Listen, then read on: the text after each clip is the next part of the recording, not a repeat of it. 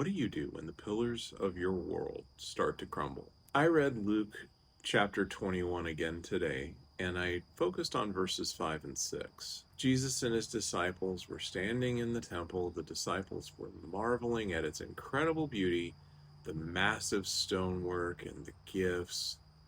And then Jesus immediately looks at them and goes, "Y'all know that this is going to be a giant pile of rubble, right?" This was the very center of their faith, the very center of Jewish identity at the time.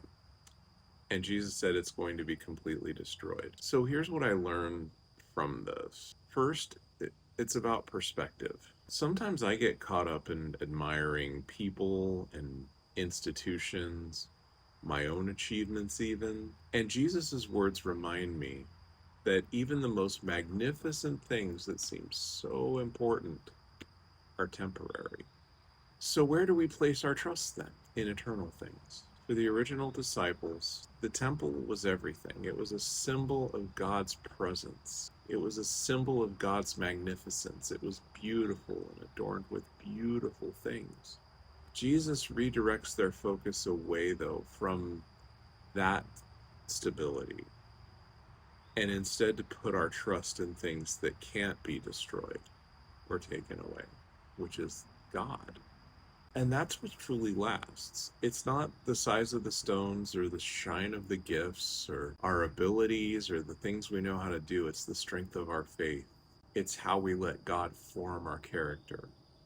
When everything else is shaken, all you've got left is Him and what you've allowed Him to build in you. So today, I challenge you and I challenge me to really look at the things that we value and the things that we invest our life in, and to focus those things on things that truly last, not on people, status, not on the things that we find so impressive and so special, but on the Lord, on what He's calling us to do.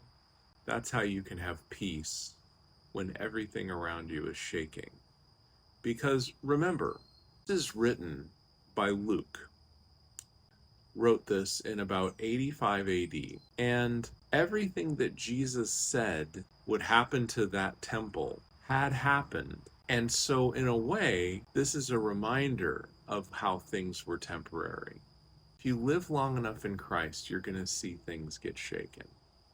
And you're going to see things that you thought were rock solid torn down and changed into something else. It's going to happen.